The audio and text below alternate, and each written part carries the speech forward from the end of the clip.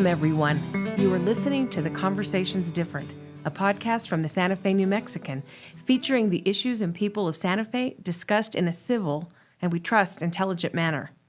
My name is Inez Russell Gomez, editorial page editor at the New Mexican. We are an independent daily, print, and online newspaper owned by your neighbor, Robin Martin, committed to bringing news of importance to your homes every single day, and now through this podcast to presenting discussions that reflect conversations you already might be having at home.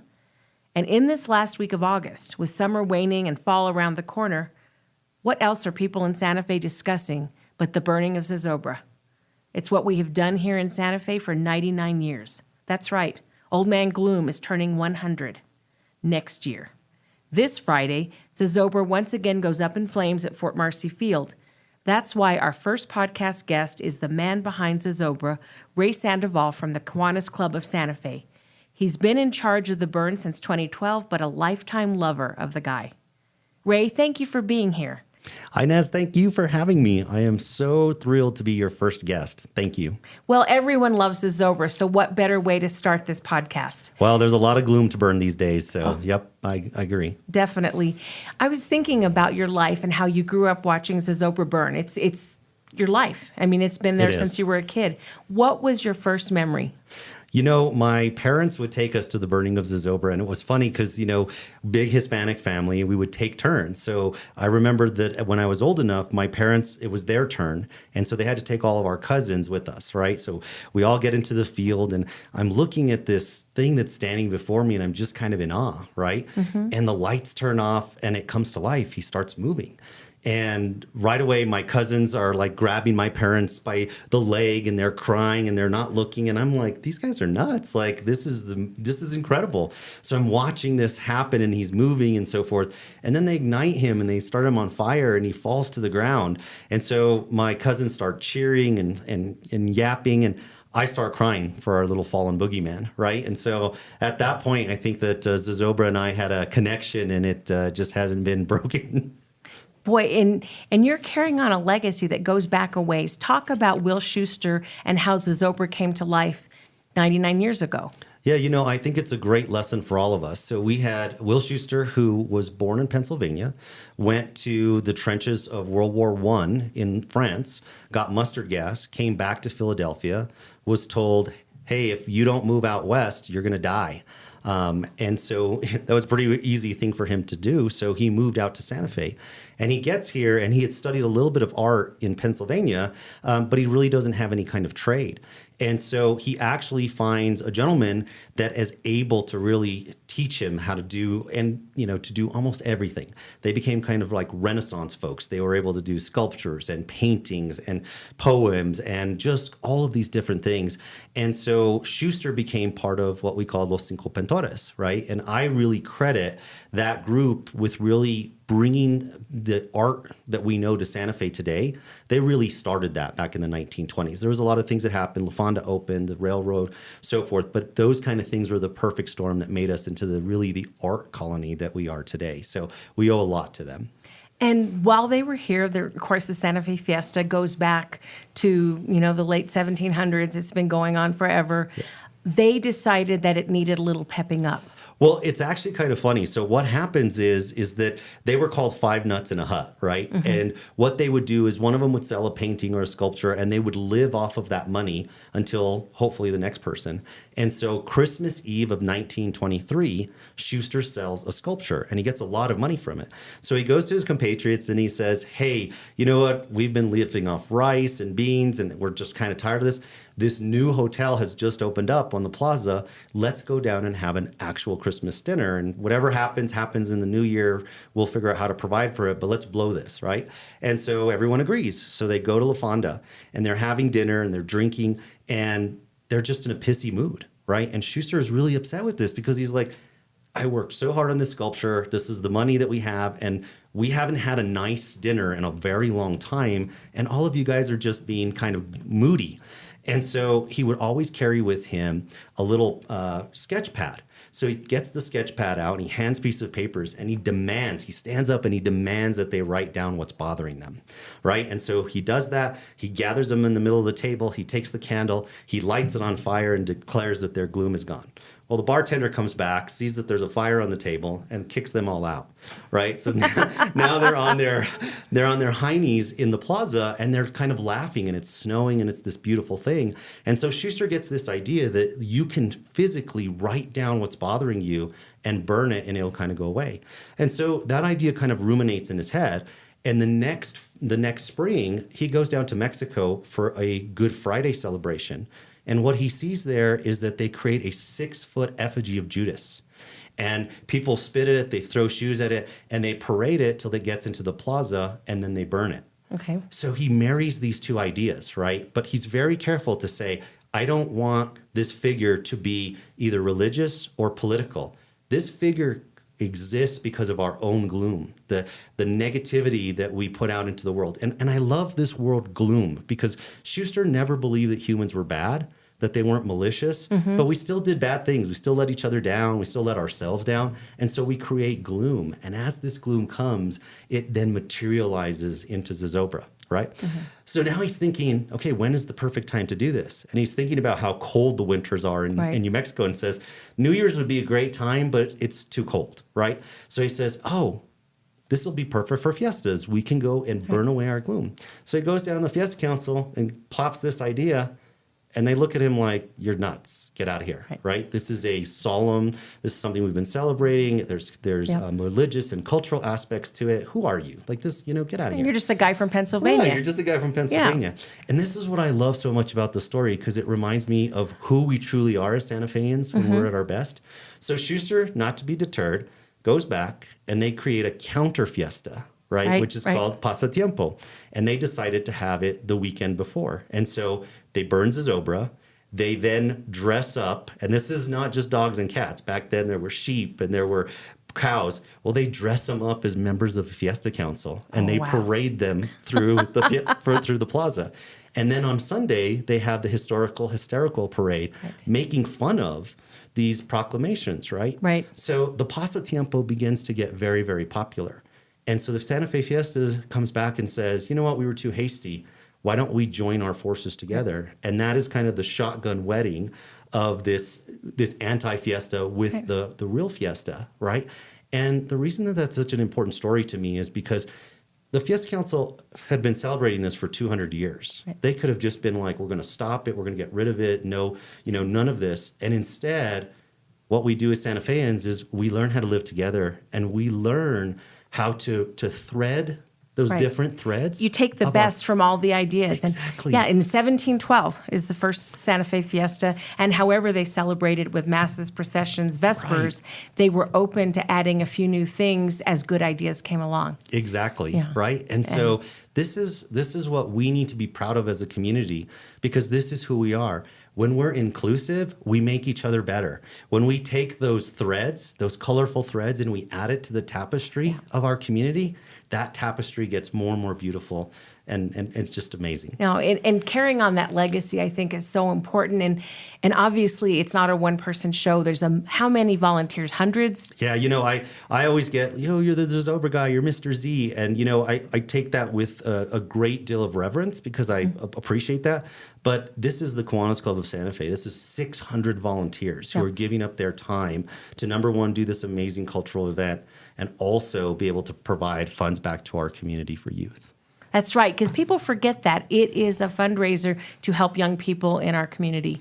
So all the money that you get from tickets, whatever, T-shirts, et cetera, goes after you pay for the cost of putting it on. Goes back. And for me, that's the most rewarding because this is full circle, right? Right. We're serving the past by making sure that our traditions are strong and we're upholding those rituals that are important to our community, but we're investing in our future. And so we have this beautiful circle that continues. Oh, that's wonderful. That's a great time to take a break, and we'll be right back after this message.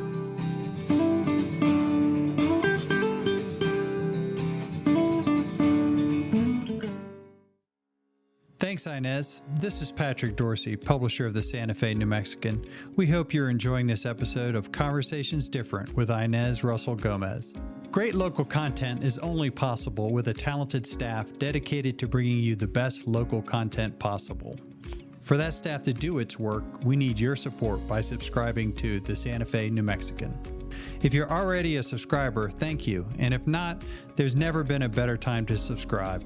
In addition to our home-delivered newspaper that comes with full digital access, we also provide digital-only subscriptions for SantaFeNewMexican.com.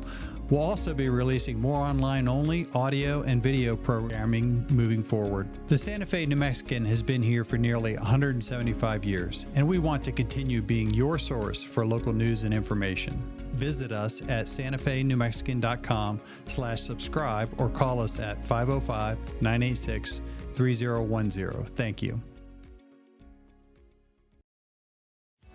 It's a new day in New Mexico, and the doors to boundless opportunity are open as tens of thousands of New Mexicans reach higher to pursue a dream, broaden their horizons, and retrain for a better job. With the New Mexico Lottery and Opportunity Scholarships, you could build yourself a better future anywhere in the state. You put in the hard work, we'll help with the costs.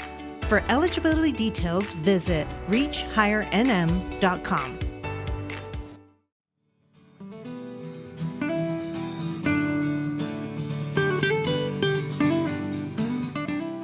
We're back talking with Ray Sandoval about this year's burning of Zozobra. It seems to me that one of your challenges has to be that we all want Zozobra to look like Zozobra's past. He's our guy. We know what he looks like. But you also want it to be fresh. How do you balance that tradition versus this is 2023? Yeah, absolutely. You know, one of the things is that we started the Decades Project. Right. And so this was a 10-year project to take Santa Fe through a time period that Zozobra existed. So for the 2014 Zozobra, he had a handlebar mustache, right? And he had no shirt because in the 1920s, Zozobra basically wasn't wearing a shirt and his hands were tied behind his back. He was a prisoner. It was a prisoner, right? They had caught him, they had rounded him up, and now they were going to do him in. For the 1920s version, he was a black and white version that we were able to then use some really cool lighting to bring color to it. And it was kind of like our homage to the Wizard of Oz. Started in black and white, went into color. As we got into the 30s, you know, he was fat because he had been eating up all this gloom. We all understand, you know, how difficult the times of the 30s were. And in the 40s, you know, he sported a coat and a fedora that a certain unmentionable name who was doing some things in Germany at the time in the 1940s. That's created right. a lot of gloom. And so what we wanted to do is take Santa Fe through this time period, right? And as we got to the 1970s and the 1980s, we really wanted to bring in that pulp culture because one of the things that we want to do is to say, listen, Zozobra is so sacred to Santa Fe, but we're also a nation, right? And we're also human beings. We all know what we put out into the ecos when we disappoint the ones that we love, when we disappoint each other. And there's a primal thing to really wanting to have an opportunity to start again and to start fresh. And so we wanted to make Zozobra's appeal a little bit wider. And so that's when we came up with kind of the Decades Project, was to say, let us do this in kind of a fun way. You know, there's been criticism that says, hey, you're turning it into Disney or you're turning it into a rock concert. And I'm very, very sensitive to those because those are valid criticisms. I always like to say that Kiwanis Club is the keeper of the flame, but Zozobra belongs to Santa Fe. And so when somebody wants to tell me, I didn't like that, or you're not doing this right, I listen, because it's important, because we all should own this amazing tradition that we have. Right. But the challenge for me is that the only way my tradition survives is I have to get young folks interested in the tradition. And I'm competing against movies. I'm competing against virtual reality. You put on these goggles and you can go into a virtual world. I'm competing against video games. And so the idea was, how can we be true to the ritual, right? So that way we follow Schuster's script. You know, there's a ritual in which we sacrifice our monster. Right. Right? And at the same time, how can we interpret that in a different way where we still take all the steps, but we do it in a way that's kind of fun and exciting? You know, I remember when I was a kid, the biggest question on Zozobra was his hair going to be orange, red, yellow, or green? Right? Now it's so much fun to hear kids come up to me and say, what are you going to do this year? Last year he had tattoos, or he was wearing the Thriller jacket, or, he had a gold chain when he was wearing the Saturday Night Live. And that's really what I wanted. I wanted folks to understand that Zozobra should never be a one and done. right? Right. It's not a bucket list thing where you come in and, I love Star Wars, but I could mouth the entire script. Right. I don't want that experience to be from that. I want people to be able to understand that it needs to change because it needs to represent the gloom that we're putting out that year, to think back about our decades as we get to this 100th anniversary and really bring Zozobra to a place where it can meet people in different ways and it's just not a rerun of the same years. Right. And it's familiar, but at the same time, it's going to be exciting. Exactly. And you have the whole lead up because you have the fire dancer. Are there going to be gloomies? There will be gloomies, Okay. absolutely. Because, one of the things, so the staples of the show, and really, Schuster came up with this mythology, which is that, we go and we put out all of this negative energy into the ecos, right? And so during the year, it continues to accumulate until all of a sudden it materializes into this boogeyman, right? And Zozobra's out there in the Sangre de Cristo Mountains causing problems. And the New Mexican, used to report on this stuff in the Right. We 1940s, right? The capture. Right, try to capture Zozobra. So the townsfolk are like, we have to try to get Zozobra out of hiding so we can do him in. And so they issue him an invitation to a pre-fiesta party, right? Right. And Zozobra's ego accepts because he's like, I'm now in the center of the city and now I can wreak havoc, right?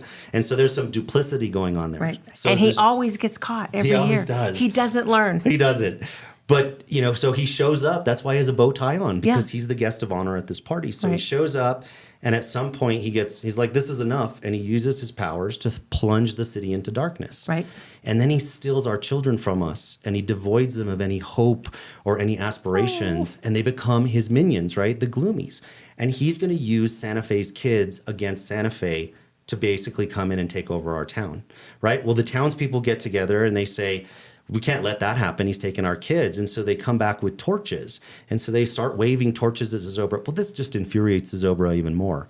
And he's able to then scare the townspeople away. So they drop their torches and they run. Right. And it's at this point you think, well, Zozobra's going to win. That's right. Right? And then here's the beauty of the story. Schuster tells us that just as we created Zozobra through all those negative feelings, we create something that's very positive. When we're selfless, when we give of ourselves, when we're kind to one another, we put another energy out into the world, and that forms the fire spirit. Right. And that fire spirit is Zozobra's arch nemesis, right? So good fire can beat Can light the world, gloom. Yeah, right? can light And the so world. so now what you have is the fire spirit materializes Right. there on the steps because of the goodwill of the people of Santa Fe. And the kids see the fire spirit, and it wakes them from this trance. And so they run back to their parents. And Zozobra gets even angrier. And the fire spirit starts to use the energy from the crowd. And the insult to Zozobra is right before the fire spirit does him in, is that we ignite these fireworks that look like waterfalls. Right. Okay. And it's an insult to him because we're saying that even water, that our hope and our dreams and our aspirations are so powerful that we can even take water that could save you from this, and we can turn water into fire. Yeah. And then ultimately, because of us, we win, right? Because of the goodwill, we win. But that's the story. And one of the things that I always try to remind people is the people of Santa Fe have to show up. They have to give their goodwill, because if they don't, that's when Zozobra wins. That's when he wins. And it seems like he's won a lot, at least in the months between the burnings. Absolutely. Because we're kind of crabby these days. We are. One thing about Zozobra that's so important is the voice. Yes, And absolutely. getting that right is just, It is. It is, number one, if the voice is correct, it allows you to be enveloped in this entire world, right? If the voice is wrong, it bumps you out of it. And you have to be careful, because the voice can take you to a place where it's corny or stupid, or you can laugh about it, or it can take you to a place where it's integral to it and it's creepy and it's there. And so, we had Harold Gans. So the original voice, I don't know if you know this, was actually a recording of a lion growling. I did not know that. So the 1950s, right? And what would happen is Zozobra would catch at different times, and so the lion's voice never matched up. And so Harold Gann goes to Schuster and says, we really should do this live. And Schuster says, great idea, you're the voice. And Wow. Harold's like, okay, I don't know how to do this, right? So Harold taught himself how to do the voice. I wish we had Harold. I mean, that voice when I was a kid, Yep. coming over those speakers was creepy and ominous, and just, it was phenomenal. You thought Zozobra was going to come get you. Right? You yeah, did. It totally. You totally did.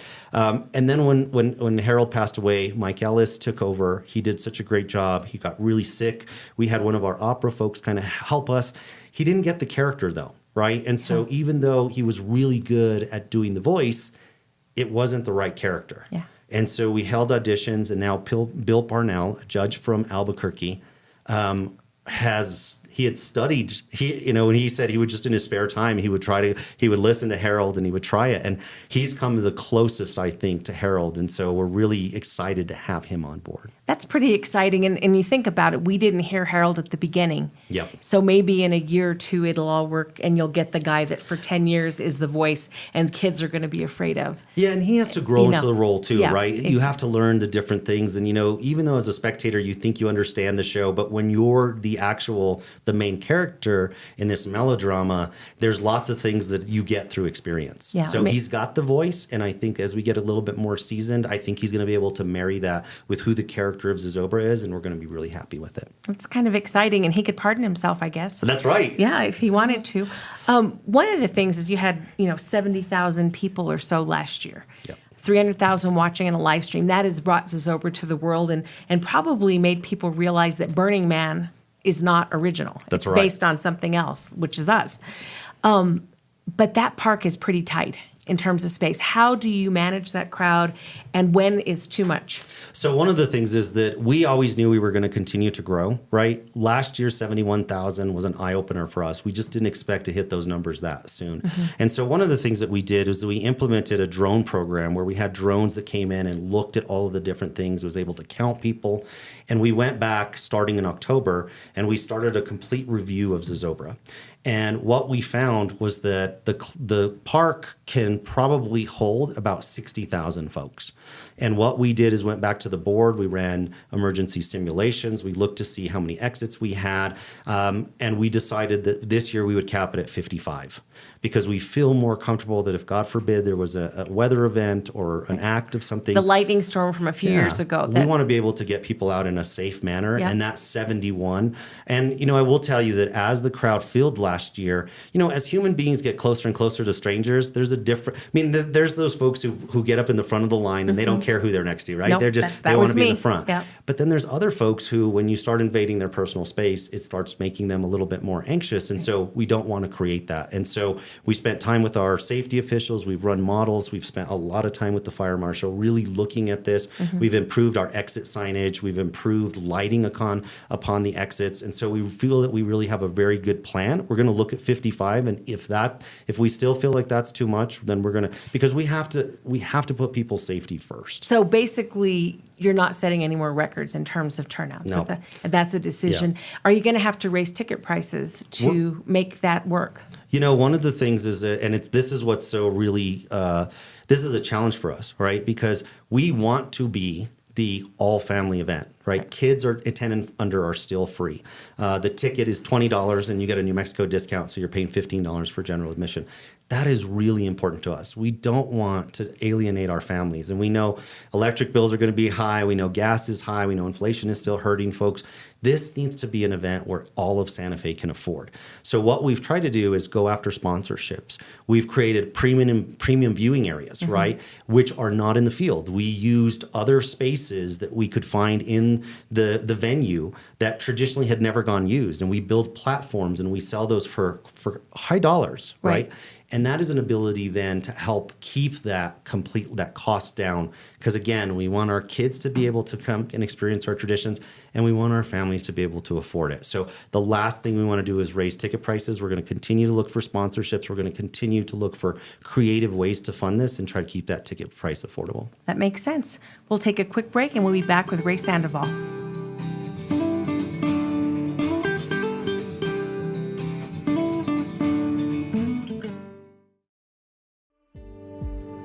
My name is Maria Jose Rodriguez Cadiz, and I am the Executive Director with Solace Sexual Assault Services. Our mission is to prevent sexual violence and empower survivors of sexual violence through restoring dignity, strength, and resiliency. For almost 51 years, Solace has reduced the impact of sexual violence. We do it by focusing on human rights, social justice, hope, and dignity.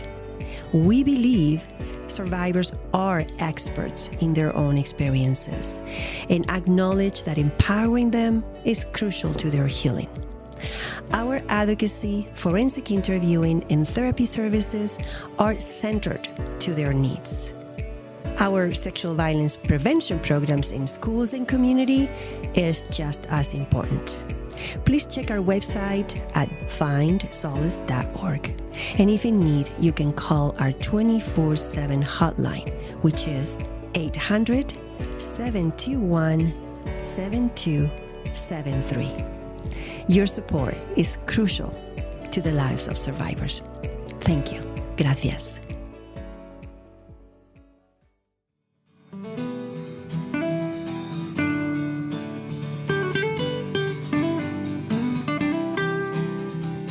We are back talking to Ray Sandoval about the burning of Zozobra, which will happen this Friday at Fort Marcy Field.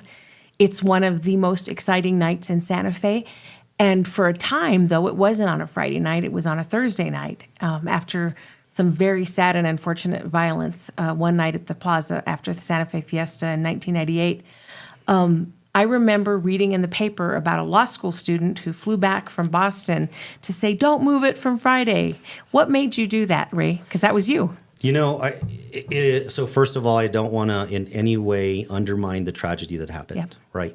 I completely understand that. But one of the things that I knew was that if we moved it to a Thursday night, our children would not be able to attend. They would have Friday morning, they had school, Yep. right? And again, a tradition cannot survive if you don't have fresh blood and you don't have those kids in the audience and getting excited about your history and your culture. That was, to me, was a trade-off that we weren't able to make. And so I really vehemently opposed us going to Thursday. And unfortunately, my prediction came true. As we got to 2012, what we saw a very tiny crowd, and none of it was our kids. Right. And if our kids didn't come, our local people didn't come either. Right. And so we went back to the police and we went back to the city. And I completely understand. We don't have the ability to have police at Fort Marcy and at the plaza. And so the idea was, how can we accomplish this? And so what we decided to do is that we would go on Labor Day weekend because, number one, our expatriates could come back, right? It's a national holiday. They could fly back. They could spend some time with their families. And we could get that Friday night back, which was critical to us to make sure that we get our kids back and our youth back to really, to really enjoy this cultural event and to be able to be the people that we're going to be able to hand the torch to next. That's right. They can join the Kiwanis in a few years. Exactly. You know, Yep. and help, because you have to train people to take it over, because it's Absolutely. a complicated show. You've got the dancing, the pageantry, the actual movement of the marionette, who's 50 feet high. Yep. It is one of the biggest, if not the biggest, in the world. That's Is right. that correct? Yeah, absolutely. And and the other thing is social media now, right? And marketing, and we got to keep everybody safe. And we're turning a park that is normally open on every side into a venue that we can actually make sure that it's a secure venue. And we're talking with neighbors to make sure that folks aren't in their neighborhoods and doing stuff. And so there's all these tentacles.